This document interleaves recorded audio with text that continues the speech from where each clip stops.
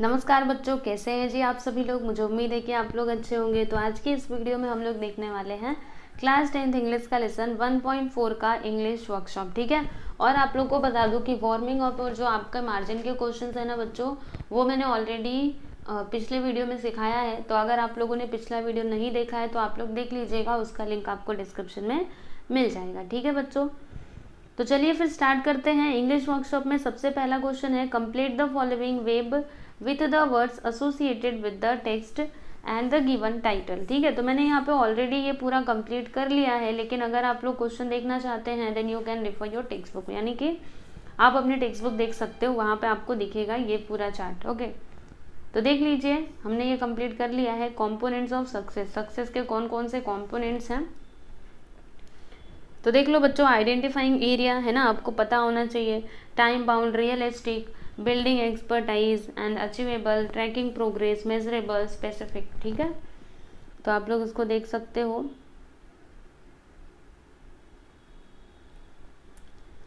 चलो बच्चों, अभी अगला क्वेश्चन देखते हैं, यानी कि क्वेश्चन नंबर 2। तो क्वेश्चन नंबर 2 का जो ए है ना, उसमें क्या दिया है कि pick out examples from the text that support each of the following facts, यानी कि आपको वो एग्जाम्पल्स को यहाँ पे क्या करना है बच्चों, पिक करके इधर लिखना है, और जो ये फैक्ट्स को क्या करते हो, मतलब उसको ना सपोर्ट करते हो। ठीक है, तो पहला यहाँ पे क्या है कि गोल शुड बी अचीवेबल। तो बताइए कौन सा ऐसा मतलब टेक्स्ट है जो इसको सपोर्ट करता है, मतलब किसमें ऐसा लगता है कि हाँ ये बात सही है। तो इसका आंसर देखोगे बच्चों, देखो ये है कि we can't become a president, a prime minister, but we can hope to hold the office of an important social worker and delivery result, है ना। तो ये लाइन से हमको पता चलता है यस, गोल्स क्या होते हैं, शुड बी अचीवेबल, राइट। हम प्रेसिडेंट या फिर प्राइम मिनिस्टर तो नहीं बन सकते, बट वी कैन होप, हम ये तो होप कर सकते हैं कि हम उनका मतलब ऑफिस में ही हमको कुछ ना कुछ तो काम मिल जाए, राइट, ऐसा कुछ। अगला यहाँ पे है कि a time limit should be set to achieve goals, मतलब टाइम लिमिट जो है उसको हम सेट, मतलब हमें सेट करना चाहिए टू अचीव गोल्स, यानी गोल्स को अचीव करने के लिए। तो इसका आंसर देखो बच्चों क्या लिखा है, मतलब ये इसको कौन सी लाइन सपोर्ट करती है, तो दिस लाइन कि to reduce weight we know how to go about it, but without consistent time bound action it never becomes a reality. It may be exercise, diet and stress free thoughts, all these have to be practised and implemented within a deadline. सही बात है ना। आपको देखो, आपने बस ये सोच लिया कि हमें ये करना है तब नहीं हो पाएगा ना, आपको उसके लिए मेहनत भी तो करनी पड़ेगी। समझ रहे हो कि नहीं बात को। तो वही यहाँ पे बोला गया है कि आप बस ऐसे सोच लेते हो तो कुछ नहीं होता, उसके लिए आपको कठिन परिश्रम करना पड़ेगा, टाइम लगाना पड़ेगा, है ना। अगर आप लोग वेट कम करना चाहते हो तो उसके हिसाब से आपको खाना पीना पड़ेगा, राइट। चलो अगला देखते हैं बच्चों। अगला यहाँ पे है कि a specific field area has to be fix to achieve goals, यानी कि जो आपके गोल्स है ना बच्चों, उनको प्राप्त करने के लिए हमें क्या करना होगा, हमें एक विशेष जो हमारा लक्ष्य है उसे हमें डिसाइड करना होगा, उसको हमें तय करना होगा। तो इसको कौन सपोर्ट करता है, तो दिस लाइन कि if it is building a house what exactly is the capacity required and how long can it stretch. इसका मतलब क्या हुआ कि देखो, अगर आप लोग क्या बना रहे हो, घर बना रहे हो, ठीक है, मतलब अगर आप मतलब कोई कहीं जगह पे घर बन रहा है, आप ऐसे समझिए, ठीक है। तो what exactly is the capacity required and how long can it stretch, मतलब तब उसके लिए कितनी मतलब कैपेसिटी की आवश्यकता होगी और इसे कितने समय तक बढ़ाया जा सकता है, बनाया जा सकता है। ठीक है, तो इसके बारे में हमें क्या करना होगा, पहले तो उसके बारे में विचार करना होगा, है ना। समझ में आया आपको, तो वही है यहाँ पे। चलो आगे चलते हैं बच्चों। अगला यहाँ पे क्या है कि good results depend upon the quality and quantity of work put in. सही बात है बच्चों, देखो अच्छे परिणाम जो होते हैं ना, अगर आपको अच्छा रिजल्ट चाहिए तो वो किसके ऊपर डिपेंड होता है, quality and quantity of work, मतलब आप कितना मेहनत करते हो और कैसे आपकी क्वालिटी है ना। तो बहुत ज़्यादा मेहनत कर लिया लेकिन उसकी कोई क्वालिटी नहीं तो उसका कोई फायदा नहीं ना। तो इसको कौन सी लाइन सपोर्ट करती है, तो this line, life is like a trumpet. Life कैसा है बच्चों, एक ट्रम्पेट के जैसा है। If we don't put anything in, अगर हम इसमें कुछ पुट नहीं करते, कुछ मेहनत नहीं करते, we can't get anything out, तो फिर हमें कुछ नहीं मिलने वाला। इसीलिए मेहनत करना आपको सीखना पड़ेगा बच्चों। अगला यहाँ पे है कि a benchmark is needed to track progress, यानी कि देखो प्रगति को ट्रैक करने के लिए हमें बेंचमार्क की जरूरत होती है। बेंचमार्क मतलब क्या होता है बच्चों, जैसे हम अपने जो परफॉर्मेंस होता है ना उसको मेजर कर सकते हैं कि हम कहाँ पर हैं, हमें कहाँ जाना है, ठीक है। We can easily measure it through benchmark. Okay, तो इस लाइन को कौन सी लाइन सपोर्ट करती है? तो ये देखो यहाँ पे है कि while playing football a players exact role and position has to be clearly defined. यानी जब हम लोग क्या करते हैं बच्चों, ये फुटबॉल वगैरह खेलते हैं तो वहाँ पे जो प्लेयर रहता है उसका रोल एंड पोजीशन वो क्लियरली क्या होता है बच्चों, डिफाइंड होता है। ओके, क्लियर है, आपको समझा? So this question we have completed. Now let's move on the next question. तो इसमें क्या दिया है, complete the following. So already मैंने यहाँ पे आंसर लिखा हुआ है स्टूडेंट्स, आप लोग देख सकते हो, राइट? देख करके समझ में आ रहा है ना? तो देखो जो अंडरलाइन किया हुआ है वो हमने लिखा है, बाकी तो लिखा गया था, तो आप लोग इसको लिख लीजिएगा, ठीक है? अभी इसमें कुछ भी बताने की ज़रूरत नहीं है। स्क्रीनशॉट लेना चाहते हो ना बच्चों, तो आप स्क्रीनशॉट ले लीजिए, और जिनको स्क्रीनशॉट नहीं लेना है उनके लिए भी बता दूं कि ये जो पीडीएफ फाइल आपके सामने खुली हुई है ना बच्चों, ये कहाँ पे मिलेगी पता है आपको? हमारे टेलीग्राम चैनल में। इसीलिए आप लोग को बोलती हूँ बार बार कि टेलीग्राम चैनल ज्वाइन कर लो, ठीक है? उसमें आपका कुछ भी नहीं जाता है, बस आपको टेलीग्राम को डाउनलोड करना है और ज्वाइन करना है, और कुछ भी नहीं करना, ठीक है? तो इसीलिए आप लोग ज्वाइन कर लीजिएगा, वहाँ पे आपको पीडीएफ फाइल मिल जाएगी। चलिए बच्चों, अभी अगला क्वेश्चन देखते हैं, यानी कि क्वेश्चन नंबर 4। तो इसमें क्या दिया है 4th क्वेश्चन में, रीड दिस क्वार्टर, मतलब यहाँ पे ये जो दिया गया है इसे आपको रीड करना है। तो क्या दिया इसमें कि if we don't put anything in we can't get anything out, मतलब अगर हम इसमें कुछ भी पुट नहीं करेंगे, कुछ भी नहीं डालेंगे, तो फिर हमको बाहर कुछ ना मिलने वाला, ठीक है? मतलब उससे तभी कुछ हमको मिलेगा नहीं। गेस द मीनिंग, तो इसका मतलब आपको गेस करना है, सोचना है। फिर discuss in pairs and find similar quarters that bring in the same meaning, मतलब आपको ऐसे डिस्कस करना है और फिर इसी प्रकार के और भी जो लाइंस है ना वो यहाँ पे ला करके लिखना है, ठीक है? तो बहुत सारी लाइंस है ना बच्चों, जैसे यहाँ पे ये पहला है कि you reap as you sow, मतलब जैसा बोओगे वैसा पाओगे, है ना? ऐसा बोलते हैं ना कि जैसी करनी वैसी भरनी, जैसा तुम बोओगे, अगर तुम बबूल का पेड़ लगाओगे तुमको कांटे मिलेंगे, अगर आप आम का पेड़ लगाओगे तो तुमको फल मिलेंगे, है ना? कबीरदास जी का एक बड़ा ही प्रसिद्ध दोहा है कि बोया पेड़ बबूल का तो अमवा कहाँ से पाए, है ना? तो अगर बबूल का पेड़ बोओगे तो आम कहाँ से मिलेगा बताओ, कांटे मिलेंगे ना। तो वही है यहाँ पे। अगला यहाँ पे है कि input is equal to output, यानी जितना आप एफर्ट्स लगाओगे, जितना इनपुट डालोगे, तो वैसे ही आपको आउटपुट भी, यानी कि वैसा ही आपको रिजल्ट भी मिलेगा। ओके, नेक्स्ट है यहाँ पे कि well begun is half done, यानी कि अगर आपने अच्छी शुरुआत कर दी तो समझ लो कि आधा काम तो हो ही गया। फिर अगला है कि नथिंग वेंचर्स नथिंग हैव, मतलब कुछ भी वेंचर नहीं है और कुछ भी नहीं है, ठीक है? इसका मतलब क्या, वही अगर आप मेहनत करोगे तो everything is possible, okay, for you. Next है the longer you work the more you get, यानी आप जितना अधिक समय तक काम करोगे उतना ही आपको अधिक मिलेगा। ओके, तो इसीलिए हमें मेहनत करना सीखना चाहिए बच्चों, ठीक है? चलो बच्चों, अभी नेक्स्ट क्वेश्चन देखते हैं। तो ये तो आप लोगों को खुद से करना है। अब आप बोलोगे हम कैसे खुद से करें? अरे चिंता ना करो, मैं आपको बताती हूँ ना। देखो इसमें क्या दिया है कि drafting a speech discuss in your group each block and makes notes about it, यानी जब भी हम लोग मान लीजिए कि स्पीच लिख रहे हैं, स्पीच को ड्राफ्ट कर रहे हैं, तो यहाँ पे कुछ फैक्टर्स दिए गए हैं ब्लॉक के अंदर, तो इसे आपको डिस्कस करना है और फिर इनके बारे में नोट्स भी बनाने हैं, ठीक है? तो पहला यहाँ पे क्या है कि what is the systematic overall procedure to justify an impressive speech, मतलब कैसे हम अपने स्पीच को इम्प्रेसिव बना सकते हैं, इसके बारे में आप लोग अपने दोस्तों के साथ चर्चा कीजिए बच्चों। फिर उसी प्रकार से कई सारे फैक्टर्स दिए गए हैं।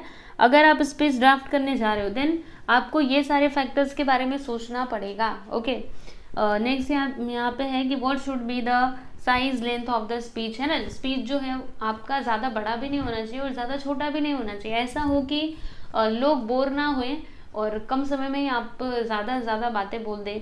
Do I know the format, क्या आप लोगों को फॉर्मेट पता है? हाउ टू स्टार्ट, कैसे स्टार्ट करना है? व्हाट टू राइट, तो ये सारी चीज़ों के बारे में प्लीज़ अपने दोस्तों के साथ डिस्कस करना और ट्राई करना स्पीच को ड्राफ्ट करने का। ओके, नेक्स्ट यहाँ पे speech development, do it yourself. इसमें क्या है बच्चों? Content, greetings. ओके, अगर आप लोग टेक्स्ट बुक में देखोगे ना बच्चों आपको तभी समझेगा। जैसे कि आपको बताती हूँ, पहले मेरी बात सुन लो, हाँ, अभी इधर उधर मत देखो, टेक्स्ट बुक में मत देखो। समझ लीजिए कि आपको स्पीच क्या करना है बच्चों, स्पीच लिखना है, ठीक है? तो आपका जो कंटेंट है वो कैसा होना चाहिए बच्चों? सबसे पहले तो हमें क्या करना चाहिए, देखो आपको अपने से स्पीच लिखना है। हाँ, सबसे पहले हम इंट्रोडक्शन देते हैं ना, ग्रीटिंग्स यानी respected sir, teachers and my dear friends, है ना, आज क्या है, ये सारी चीज़ों के बारे में हम बताते हैं। मतलब हमारा मेन मुद्दा क्या रहने वाला है, उसके बाद वो बताते हैं। फिर जो भी हमारे मन के विचार होते हैं वो हम बोलते हैं विद एन एग्जाम्पल, है ना, एग्जाम्पल की मदद से लोगों को ज़्यादा जल्दी समझ में आता है। और फिर अंत में हम लोग कंक्लूजन बताते हैं कि इससे हमको क्या सीखने के लिए मिला, राइट। तो ये आपका कंटेंट होना चाहिए।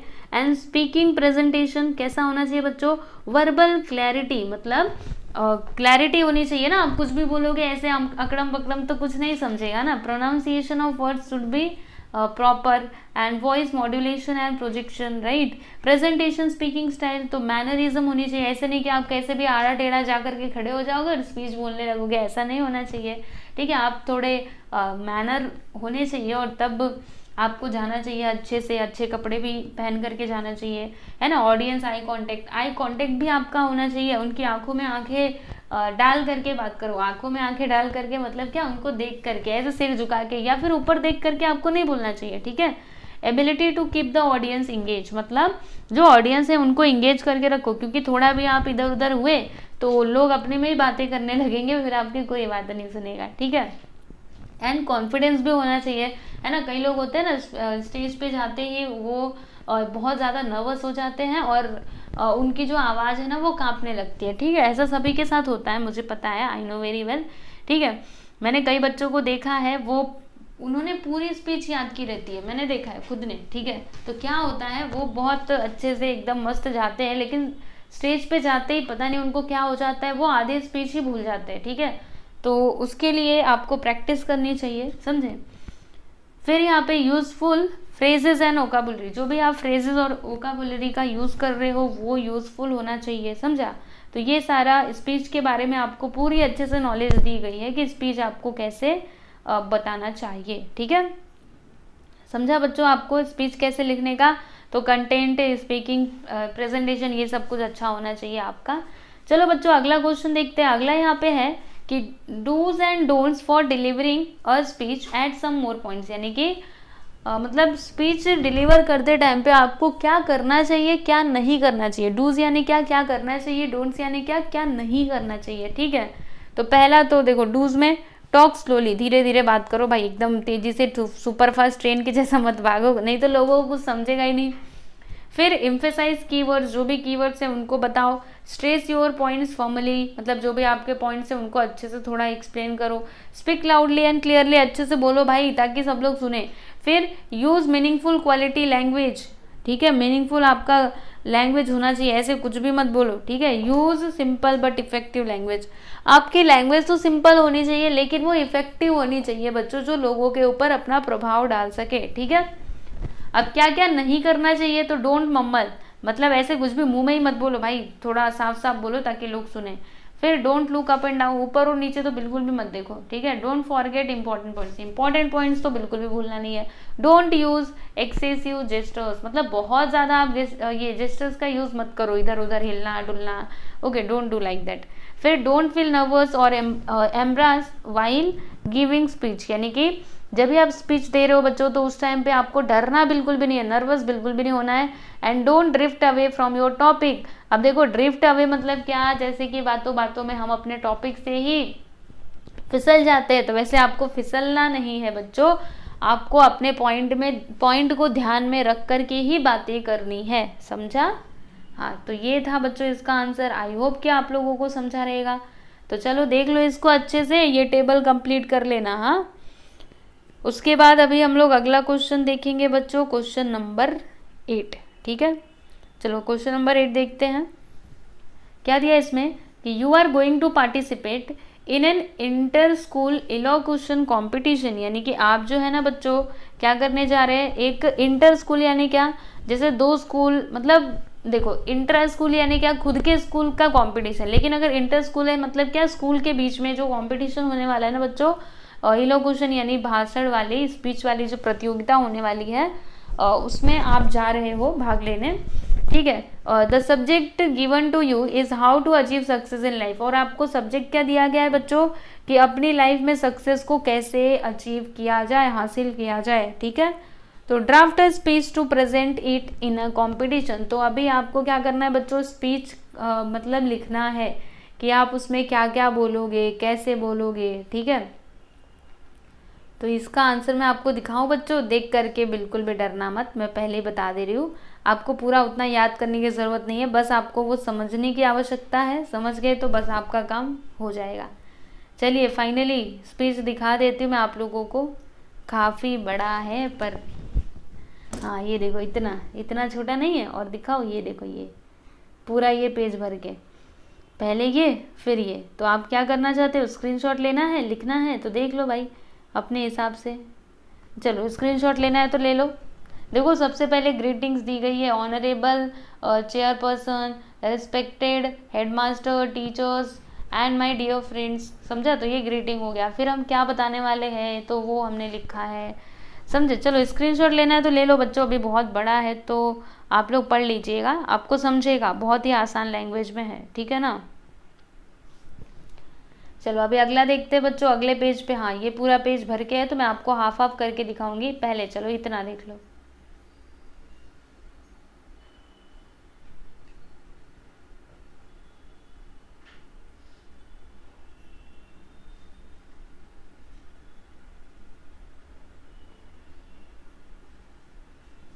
फिर यहाँ पर देखो बच्चों, ये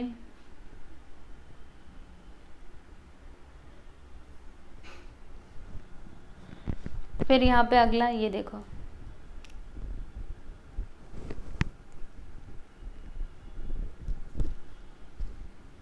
ये देखिए, इसको पढ़िएगा जरूर। हाँ आसान है, अगर आपको कुछ नहीं समझेगा तो मैं तो हूँ ही, पूछ लेना मेरे से, ठीक है। लेकिन आप लोग इसको अवश्य ही पढ़ना।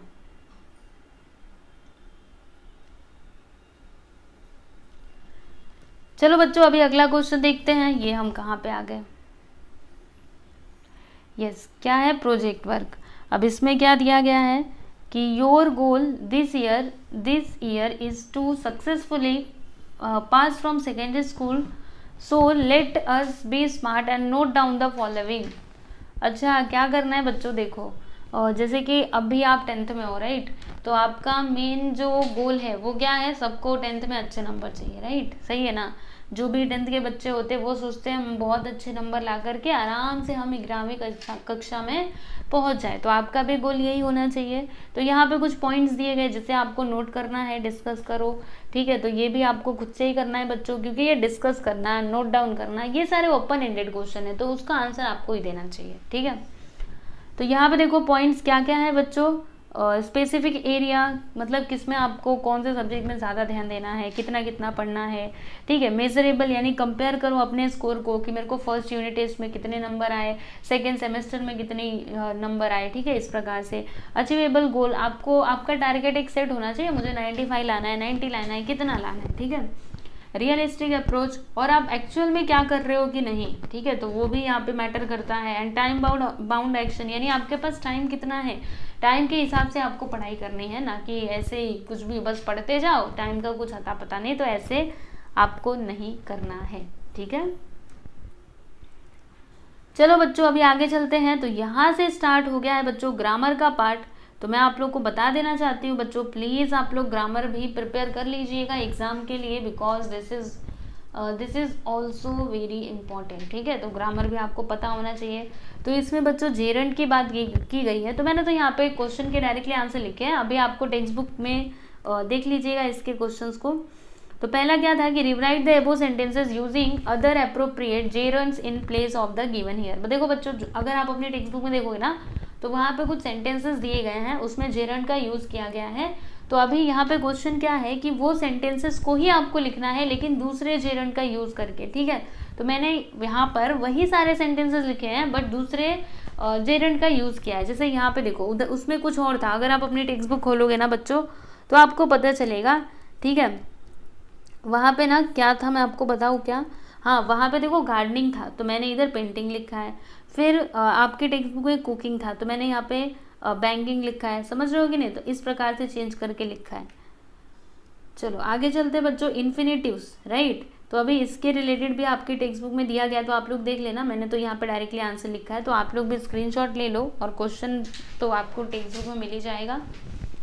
फिर उसके बाद यहाँ पे अगला क्वेश्चन, यस, हाँ, तो इसमें क्या करना है, underline the verb and choose the correct option from the brackets, यानी कि क्या करना है बच्चों, आपको जो भी वर्ड्स रहेगा ना उससे आपको वर्ब, ठीक है, वर्ब को अंडरलाइन करना है और फिर ब्रैकेट में कुछ चीज़ें दी गई हैं जिन्हें आपको मतलब चूज करना है, ठीक है। तो पहला यहाँ पे था कि प्रीति इवन रॉट अबाउट इट, तो रॉट क्या है बच्चों, यहाँ पे वर्ब है, ठीक है। अब ये पास्ट टेंस है कि प्रेजेंट टेंस है, which tense is this, yes this is a past tense, ठीक है, तो यहाँ पे पास्ट टेंस आएगा। उसी प्रकार से यहाँ पे है कि प्रीति वॉज स्कॉर्नफुल, तो ये जो वॉज है ना बच्चों, दिस इज अ वर्ब, और ये कैसा है, सिंगुलर है ना कि प्लूरल, ओके। सिंगुलर जब भी रहते हैं ना सिंगुलर नंबर्स, तब जाके वॉज का यूज किया जाता है, ठीक है। उसी प्रकार से यहाँ पे फाउंड क्या है बच्चों, it is also an a verb and it is a past tense, ठीक है। नेक्स्ट यहाँ पे राहुल फाइंड्स, फाइंड्स क्या है बच्चों, वर्ब, एंड ये क्या है, प्रेजेंट टेंस, ठीक है। यहाँ पे देखोगे तो इस क्या है, वर्ब है और ये सिंगुलर है, और आर क्या है बच्चों, प्लूरल है, ठीक है। तो इस प्रकार से आपको ये टेबल कंप्लीट करना था। आई होप कि आप लोग को समझा रहेगा। सो स्टूडेंट्स प्लीज एक बार आप अपनी टेक्स्ट बुक भी देख लेना तो आपको अच्छे समझेगा। नेक्स्ट यहाँ पे है, now change the verb according to the change in the subject, मतलब अभी आपको वर्ब चेंज करना है, ठीक है। तो पहला यहाँ पे है कि I don't know, change I to see, मतलब आई को अभी आपको सी में चेंज करना है, तो देखो हमने लिखा है शी डजंट नो, ठीक है, इस प्रकार से। नेक्स्ट यहाँ पे माई फादर नोज, तो माई फादर को आपको वी में चेंज करना है, सो चेंज करो जल्दी से, तो क्या लिखोगे, वी नो इट, समझा। नेक्स्ट यहाँ पे है कि I am following in your foot steps, तो आई को अभी चेंज करना है आपको ही में, तो he is following in your foot steps, ठीक है। अगला क्वेश्चन यहाँ पे है कि underline the Geraint present participles and infinitives, मतलब यहाँ पर ये जो सेंटेंसेस दिए गए ना, इसमें आपको जेरेंट प्रेजेंट पार्टिसिपल्स और इन्फिनेटिव्स को अंडरलाइन करना है, ठीक है। एक बार फिर से बोल रही हूँ बच्चों, ये सारे ग्रामर के पार्ट्स है, तो ये सारी चीजें आपको ग्रामर में पढ़ने के लिए मिलेंगी, ठीक है। तो यहाँ पे अब आप बहुत ज्यादा सोचना मत, अरे ये सब क्या हो रहा है। अगर आपने ग्रामर सीखा होगा तो आपको समझ में आता ही होगा कि जेरेंट क्या होता है, प्रेजेंट पार्टिसिपल्स एंड इन्फिनेटिव्स क्या होते हैं, ठीक है। तो देख लो बच्चों, इसका आंसर हमने ऑलरेडी लिखा हुआ है, राइट, देख लीजिए अच्छे से, अंडरलाइन कर दिया है। चलो आगे चलते हैं। अब ये लास्ट में क्या है, classify the following words in their respective columns. देखो बच्चों, यहाँ पे कुछ वर्ड्स दिए गए हैं, तो उनके कॉलम्स में आपको क्या करना है बच्चों, लिखना है। जैसे कि नाउन, जो भी यहाँ पे नाउन है ना, उनके वो ला करके यहाँ पे लिख दो। तो नाउन यहाँ पे क्या क्या है, ट्रम्पेट, एब्सेंस, इमेजिनेशन, एक्सपर्ट, ठीक है। अभी एडजेक्टिव क्या क्या है, तो aggressive, natural, important, specific. Adverb क्या क्या है, डायरेक्टली, एग्जैक्टली, क्लियरली, प्रिसाइसली।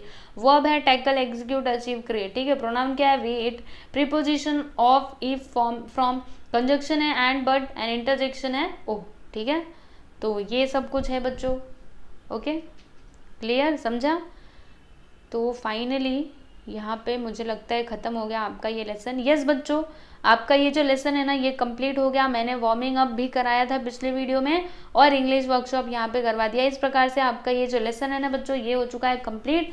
और आप लोगों को बता दूँ कि इसके आगे के पीछे के जो भी क्वेश्चंस हैं, जो भी लेसन है, सबके क्वेश्चन आंसर ऑलरेडी हमारे चैनल पे अपलोडेड है। और यही नहीं, आपके जो दूसरे सब्जेक्ट्स हैं उनके भी क्वेश्चन आंसर्स अवेलेबल है, तो आप लोग वहाँ से प्लेलिस्ट में जाकर के सारे वीडियोस को देख सकते हो, ठीक है बच्चों। तो चलिए फिर मिलते हैं हम लोग नेक्स्ट वीडियो में। तब तक आप लोग अच्छे से, प्लीज़ अच्छे से पढ़ाई करना, अच्छे अच्छे नंबर लाना, ठीक है। चलिए फिर चलते हैं, नमस्ते बच्चों।